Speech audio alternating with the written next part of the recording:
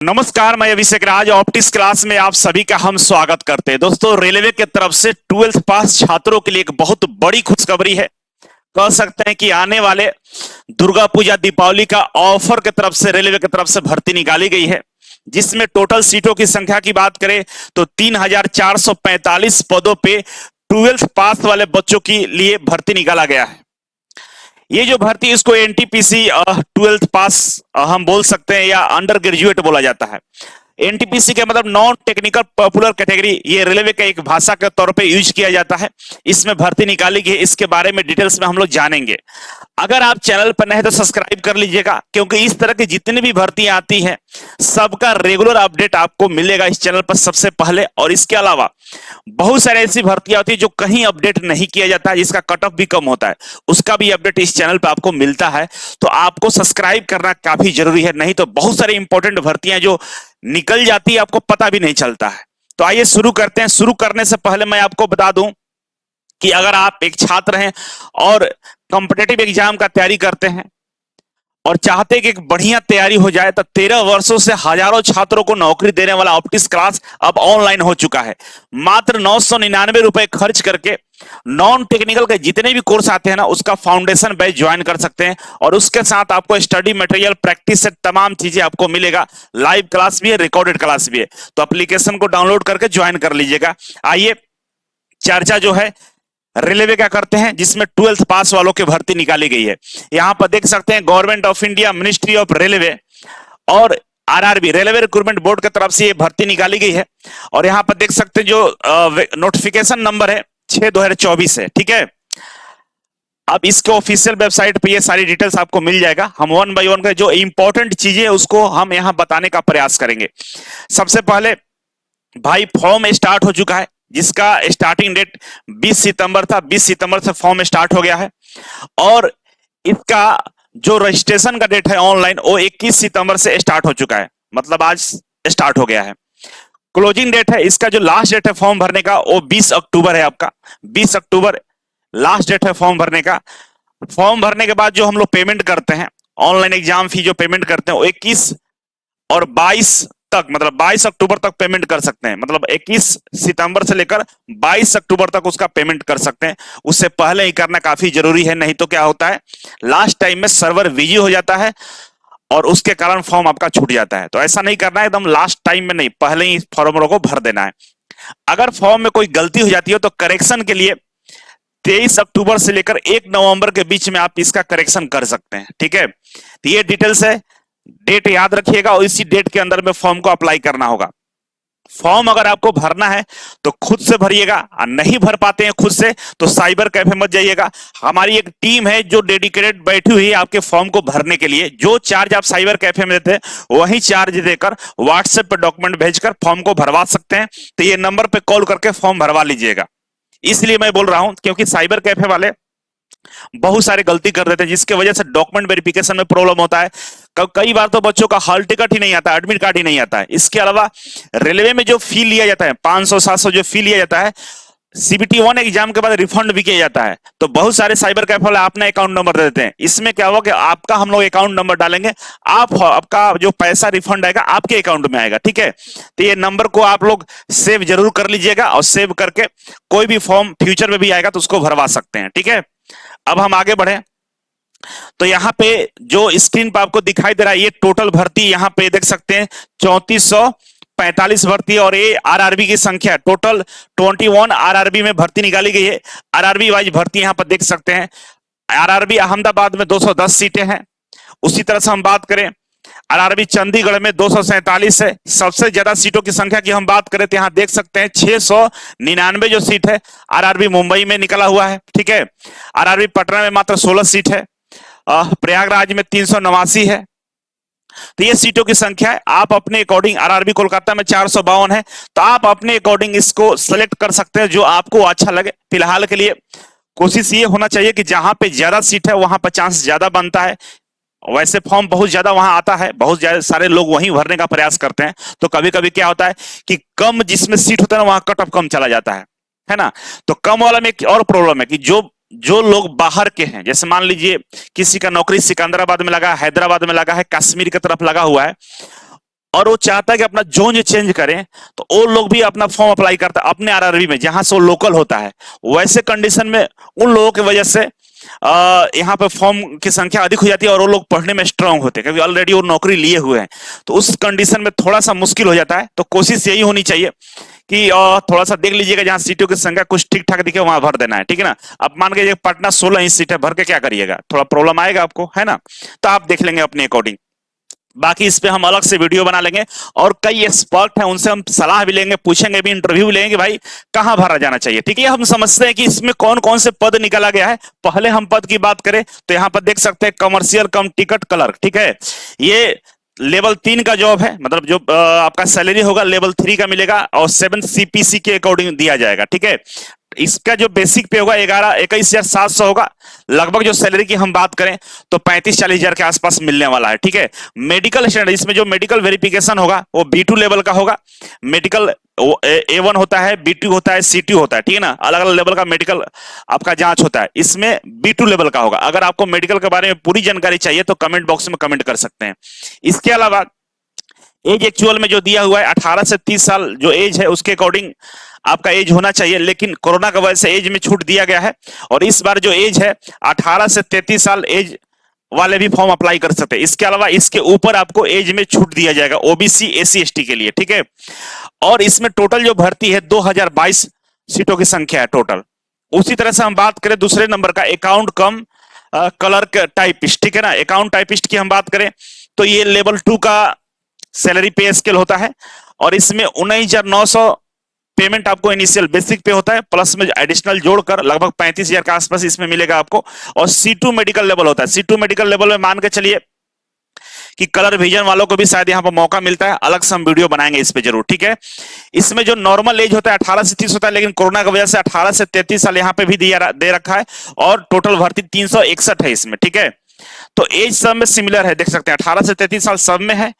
और यहां से तीसरा नंबर है कलर कम टाइपिस्ट, जूनियर कलर कम टाइपिस्ट में ये भी लेवल 2 का है और ट्रेन क्लर्क भी लेवल 2 का है। इसमें भी पे स्केल 19,900 है और इसमें भी 19,900 है। ठीक है, अब मेडिकल स्टैंडर्ड जूनियर क्लर्क कम टाइपिस्ट में C2 लेवल का है, लेकिन ट्रेन क्लर्क में A3 लेवल का है, ये थोड़ा सा ज्यादा हो जाता है। ठीक है, और सीटों की संख्या की बात करें तो जूनियर क्लर्क कम टाइपिस्ट में 990 है और ट्रेन क्लर्क में 72 है। टोटल सीटों की संख्या 3445 हो जाती है यहाँ पे। ठीक है, अब इसका जो मेडिकल स्टैंडर्ड इस पे हम अलग से आपको वीडियो बना देंगे। अगर आपको जरूरत है तो कमेंट बॉक्स में जरूर कमेंट करिएगा, अदरवाइज कोई जरूरत नहीं अगर आप जानते हैं तो। ठीक है, अब यहाँ पे आते हैं तो भाई थोड़ा सा एग्जाम पैटर्न के बारे में हम तो चर्चा करेंगे ही, लेकिन यहाँ पर बोल दिया है कि भाई हम 2 तरीके का एग्जाम लेंगे, एक लेंगे CBT 1 और एक लेंगे CBT 2। ठीक है ना, और दोनों में जो सब्जेक्ट होगा, जो पोस्ट होगा, सभी पोस्टों के लिए हम कॉमन एग्जाम लेंगे। ऐसा नहीं है कि भाई जो कमर्शियल क्लर्क है उसका अलग लेंगे, अकाउंट का अलग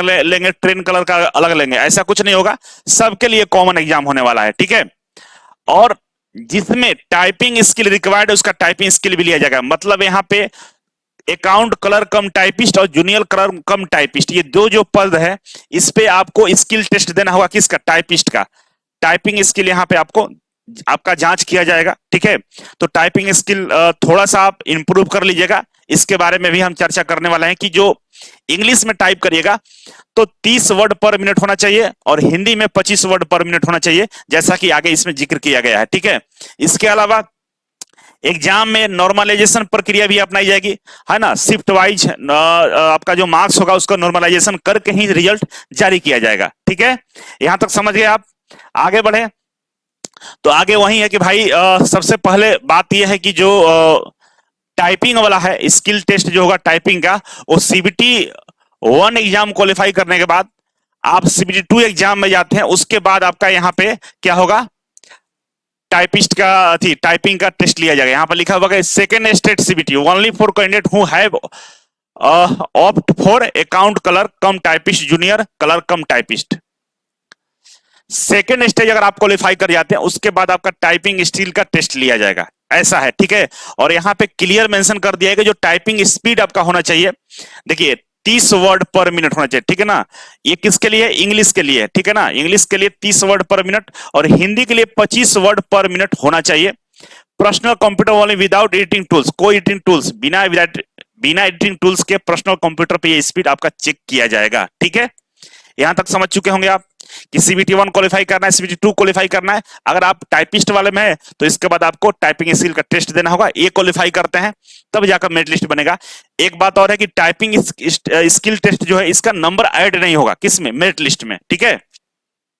अब यहाँ पे बोला कि स्टेज ऑफ एग्जामिनेशन की बात किया है तो समझ लीजिए यहाँ पे क्या है भाई कि बोला है कि भाई 2 स्टेज में हम एग्जाम लेंगे, जो सीबीटी एग्जाम होगा, ठीक है, और इसके बाद जिनका टाइपिंग है उनका टाइपिंग टेस्ट भी लेंगे कंप्यूटर के ऊपर, ठीक है।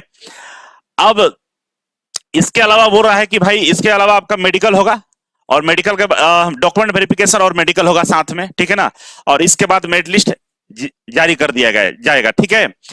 अब जो शॉर्ट लिस्टेड बोल रहा है कि जो स्टेज है उसमें किस तरह से हम शॉर्ट लिस्ट करेंगे, तो सबसे पहले बोल रहा है कि सेकेंड स्टेज के लिए हम 15 गुना बच्चों को सिलेक्ट करेंगे। जितना भी सीट है, मान लीजिए 34,445 सीट है, उसमें 15 से गुना कर लीजिएगा, 3,445 सीट है, ये टोटल सीट है। सीबीटी 1 के लिए इसमें 15 गुना बच्चों को सिलेक्ट करेगा, तो यहां पे गुना कर लीजिएगा, जो सीट आएगा सीबीटी 1 के लिए उतना सीट हो जाएगा, लगभग 50,000 के पास मान के चलिए। तो इतना सीट हो जाएगा सीबीटी 1 के लिए, मतलब सीबीटी 1 में 15 गुना बच्चों को सिलेक्ट करेगा, ठीक है।